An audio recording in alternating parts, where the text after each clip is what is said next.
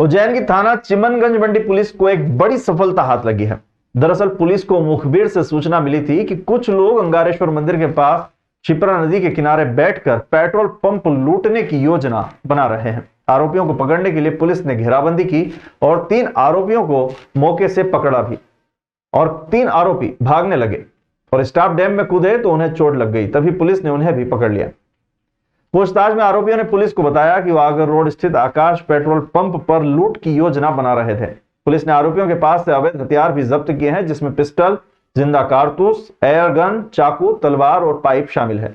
थाना चिमनगंज मंडी टीआई हितेश पाटिल ने बताया कि गिरफ्तार 6 आरोपियों में से 3 आरोपी, जिनके नाम पवन, आदिल और आफ्ताब है, इन्होंने 3 दिन पहले भी एक युवक के साथ मारपीट की घटना को अंजाम दिया था। 3 आरोपियों को मौका मुआयना करने व सामग्री जब्त करने के लिए आगर रोड स्थित इंदिरा नगर क्षेत्र में भी लाया गया। घायल आरोपियों को देख क्षेत्र में भीड़ लग गई और जनता में पुलिस के प्रति विश्वास तथा गुंडों के खिलाफ आक्रोश दिखाई दिया। आरोपी कान पकड़कर माफी मांगते हुए भी नजर आए।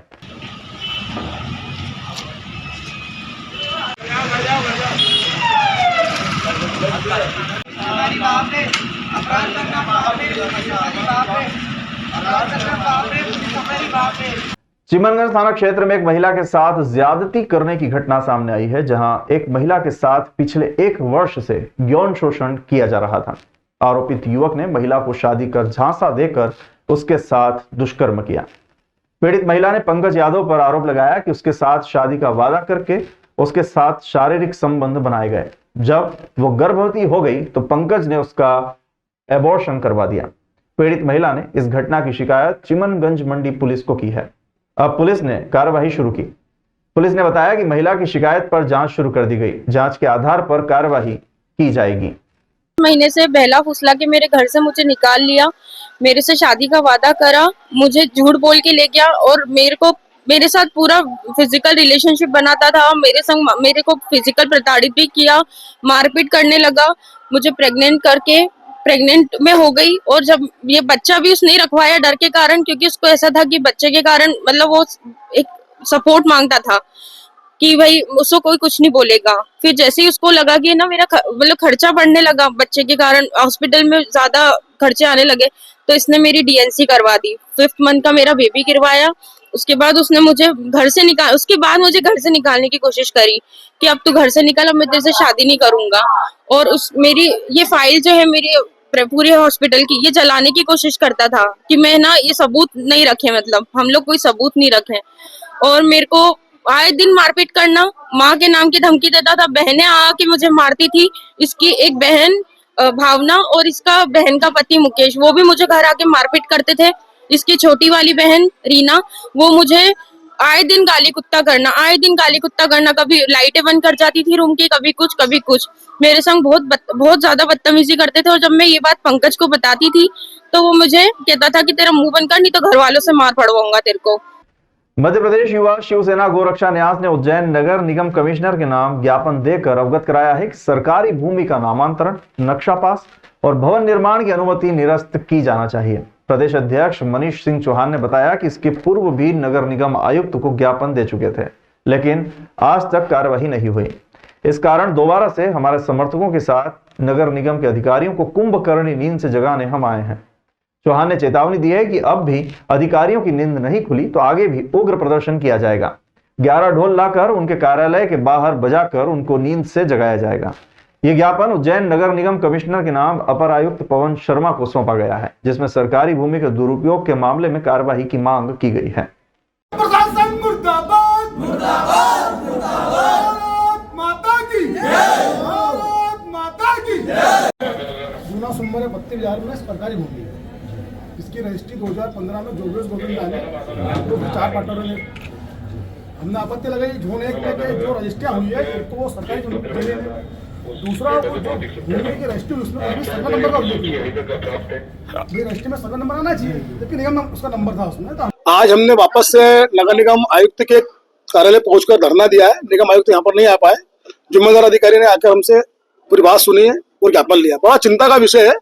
नगर निगम जोन क्रमांक 1 के महाभ्रष्ट अधिकारी, जिन्होंने लाखों रुपया लेकर जोगेश गोविंदानी से, भरत गोविंदानी, मनोज गोविंदानी, सलीम खान, जावेद खान, इन सबने एक टीम बनाई और सरकारी जमीन का विक्रय करा।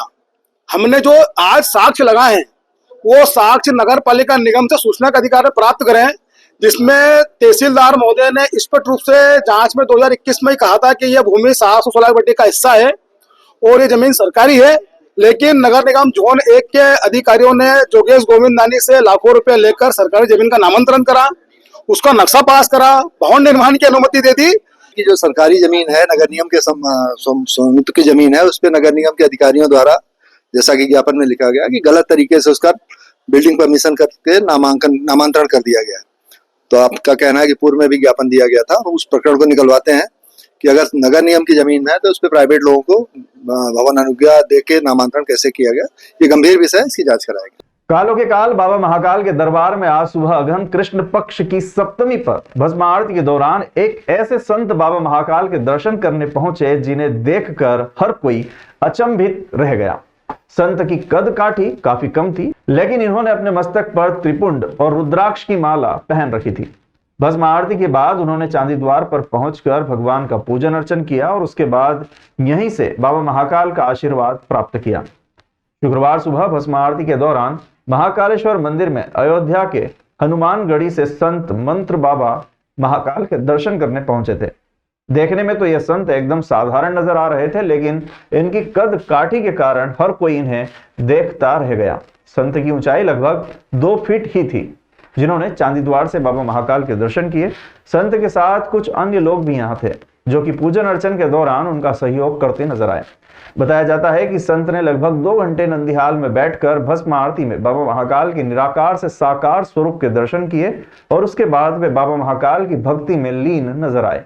हनुमानगढ़ी अयोध्या से आए संत मंत्र बाबा महाकाल के दर्शन करने के बाद महानिर्वाणी अखाड़े के गादीपति महंत विनीत गिरी जी महाराज से मिलने अखाड़े पर पहुंचे थे। महंत विनीत गिरी जी ने उनका स्वागत किया।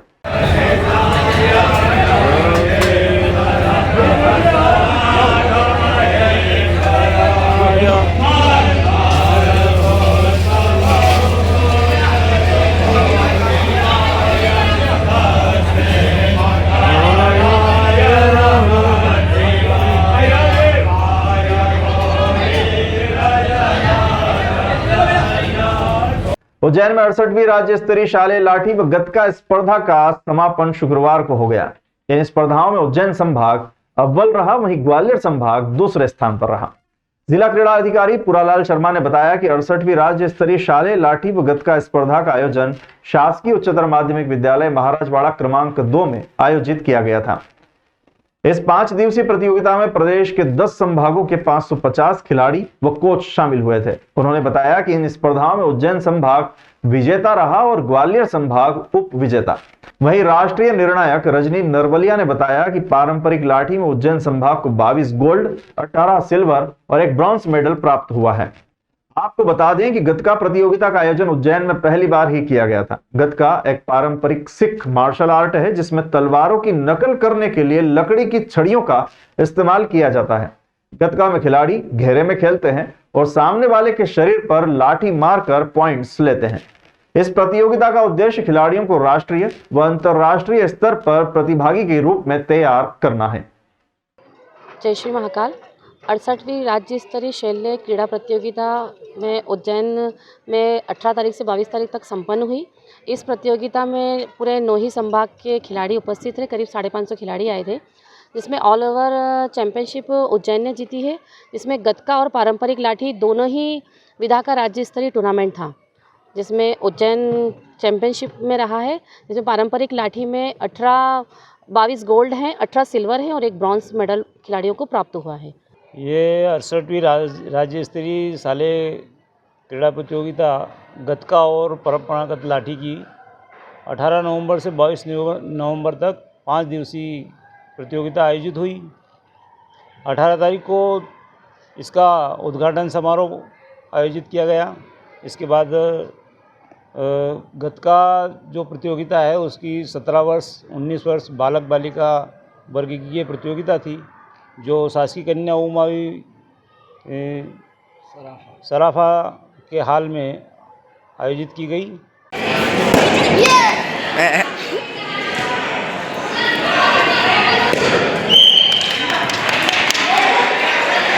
विश्व फार्मबाजी में आ गए, देख सकते हो विश्व फार्मबाजी में आ गए बहुत ज़्यादा।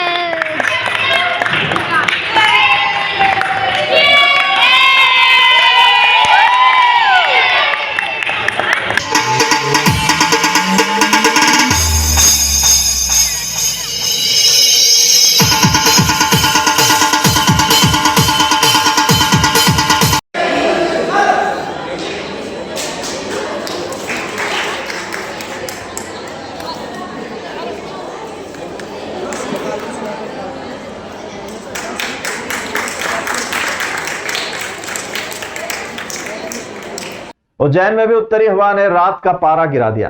दरअसल बुधवार गुरुवार की दरमियानी रात का इस सीजन की पहली बार तापमान में 11.5 डिग्री पहुंच गया था। मौसम विज्ञान विभाग भोपाल के अनुसार उज्जैन प्रदेश में उन 5 शहरों में शामिल है जिनमें अधिकतम और न्यूनतम तापमान सामान्य से कम रहा। उज्जैन सहित भोपाल, इंदौर, ग्वालियर, जबलपुर में तापमान सामान्य से कम रहा। ऐसे में गुरुवार सुबह से मौसम में बदलाव महसूस किया गया। दोपहर में धूप निकली लेकिन उसका असर दिखाई नहीं दिया। शाम ढलने से पहले सर्द हवा की शुरुआत हो गई।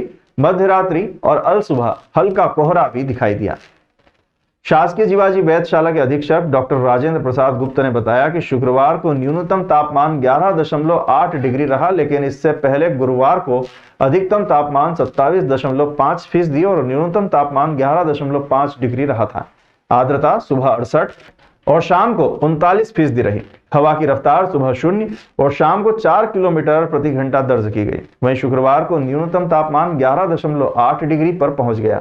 शहर और आसपास के क्षेत्रों में सर्दी बढ़ने का मुख्य कारण जेट स्ट्रीम हवा मानी जा रही है। मौसम विज्ञान विभाग के अनुसार जेट स्ट्रीम हवा की गति और दिशा के आधार पर आसपास के क्षेत्रों में दबाव कम या ज्यादा होता है। मजबूत जेट स्ट्रीम से आसपास के क्षेत्रों में दबाव कम होता है, जिससे तूफान की आशंका रहती है, जबकि कमजोर जेट स्ट्रीम से आसपास के क्षेत्रों में दबाव ज्यादा होता है, जिससे आसमान साफ और हल्की हवा आती है। जेट स्ट्रीम के कारण पहाड़ों में तेज हवा चलती है। अभी जैसा कि देखा जा रहा है, 2 दिन से ठंडी हवाओं के संपर्क में पूरा मध्य प्रदेश का एरिया रहा है। कारण ये है कि जो उत्तर भारत में पहाड़ों पर बर्फबारी हुई है, उन हवाओं का प्रभाव आने के कारण न्यूनतम तापमान भी 11.5 डिग्री और अधिकतम भी 27 डिग्री के आसपास हो गया। तो न्यूनतम और अधिकतम दोनों तापमान गिर गए।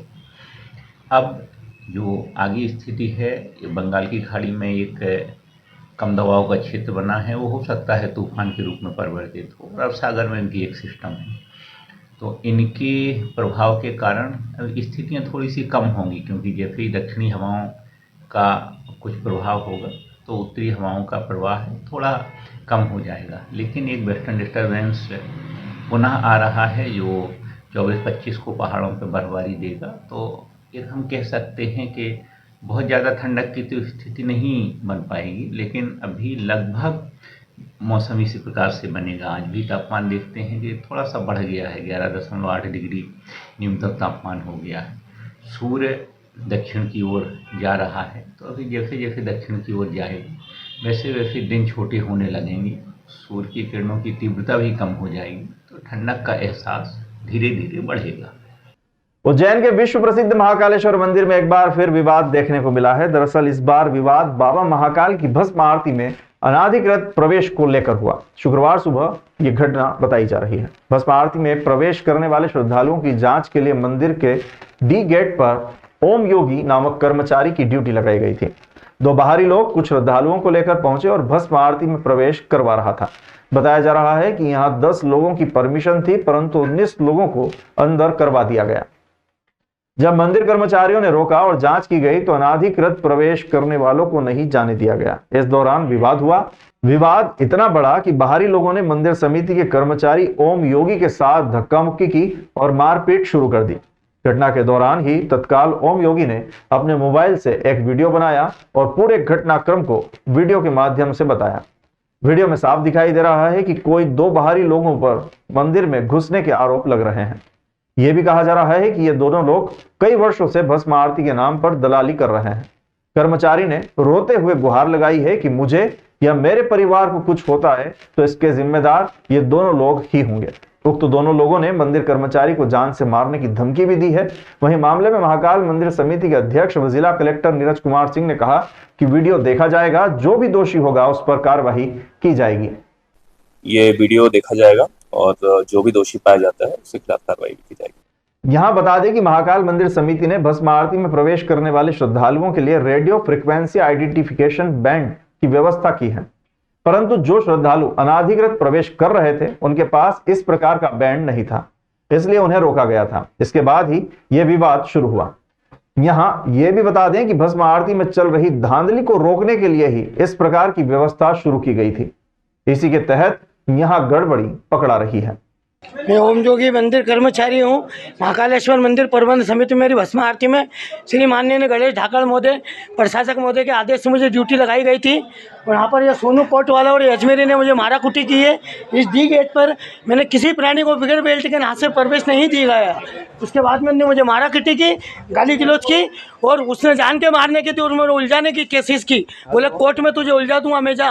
कोर्ट के नाम पर लोगों ने दलाली करता है, अर्चनार्थी खड़े हैं। इन सब ने देखा मैं गरीब आदमी हूँ, मैं फुटपाथ में अपने कुत्ते की जात का हूँ। मैं मेरे बच्चों को भीख मांग के पालता हूँ, मेरे को तनख्वाह मिलती है, उसमें मैं जीता हूँ।